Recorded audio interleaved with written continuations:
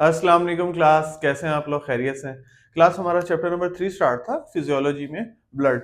अच्छा, इसमें ना आज हमारे पास जो टॉपिक है वो बड़ा मजेदार है और बहुत सिंपल सा, इरेथ्रोपोरोसिस। इरेथ्रोपोरोसिस बेसिकली क्या चीज है, इसको हम देख लेते हैं। इसकी जो डेफिनेशन है ना, इसमें बेसिकली ये बताया हुआ है कि हमारे पास जब ऑक्सीजन की डिक्रीज होगी ना, ब्लड में ऑक्सीजन का डिक्रीज होगा, तो वो किसको रिलीज करेगा? इरेथ्रोपोइटिन को रिलीज करेगा। जैसे ही इरेथ्रोपोइटिन रिलीज होगा, हमारे पास क्या होगा? आरबीसीज की प्रोडक्शन जो है रेड बोन मैरो में बढ़ना शुरू हो जाएगी। सिंपल सा स्टेप था, यानी कि in response to decrease blood oxygen, जैसे ही ब्लड ऑक्सीजन डिक्रीज हुई, इट कैन रिलीज इरिथ्रोपोइटिन। तो इसने इरिथ्रोपोइटिन को रिलीज कर दिया। जैसे ही इरिथ्रोपोइटिन रिलीज हुआ, क्या हुआ?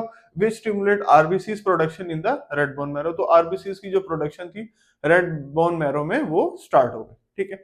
अब इसके कुछ फंक्शंस हैं इरिथ्रोपोरोसिस के। सबसे पहले तो विटामिन बी 12 है। ठीक है, ये बहुत ज्यादा एसेंशियल है, बहुत इंपॉर्टेंट है किसकी? डीएनए की सिंथेसिस के लिए। पहला स्टेप ये हो गया। सेकंड नंबर पर क्या था? Vitamin C and folic acid, both are important for erythropoiesis. अच्छा, विटामिन सी भी है और फॉलिक एसिड भी, ये दोनों चीजें भी बहुत इंपॉर्टेंट है इरिथ्रोपोइसिस में।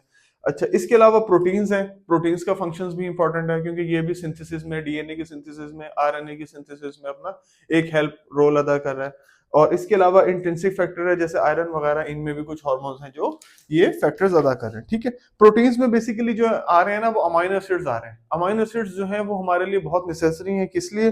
For the synthesis of globin, in the synthesis of haemoglobin. लेकिन हमने प्रोडक्शन किसकी करवा रहे हैं? बेसिकली हम हीमोग्लोबिन की प्रोडक्शन करा रहे हैं। तो जो इरिथ्रोपोइसिस है, ये भी हीमोग्लोबिन के ही टॉपिक में से निकला हुआ है। जब हमने लास्ट टॉपिक पढ़ा था प्रोडक्शन ऑफ आरबीसीज, जिसमें हमने first trimester, second trimester, third trimester पढ़ा था, तो उसके बाद फिर इसके इरिथ्रोपोइसिस के ही फंक्शंस आ गए कि इरिथ्रोपोइसिस के फंक्शंस क्या परफॉर्म करें।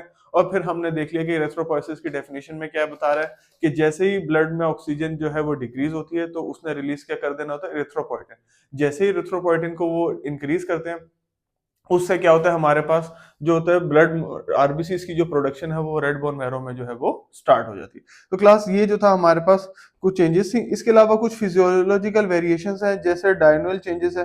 ठीक है, ये बताया हुआ है कि आरबीसीज में 5% वेरिएशन आ सकती है। कितनी देर में? 24 आवर्स में। ठीक है। The count is lowest during sleep and early in the morning.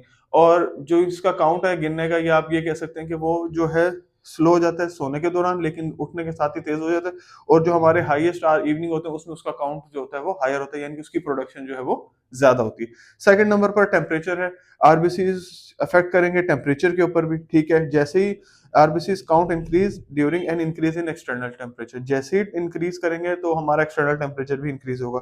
इसके अलावा हाई एल्टीट्यूड की बात करें, RBCs count increase at high altitude due to lack of oxygen. ये चीज आ गई। हाइपोक्सिया बेसिकली कहते हैं डिक्रीज इन ऑक्सीजन सप्लाई। ठीक है।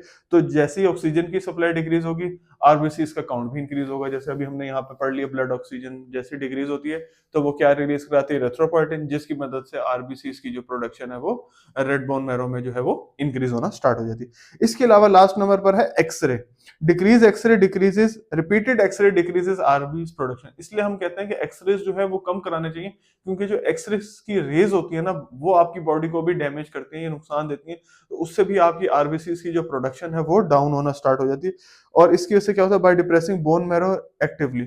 और ये किसको डिप्रेस कर रहा है? बोन मैरो को हमारी एक्टिवली डिप्रेस कर रहा है। तो क्लास ये जो था हमारे पास इरिथ्रोपोइसिस के जो टॉपिक थे, वो तकरीबन सारे जो है वो खत्म हो गए। Thank you so much class.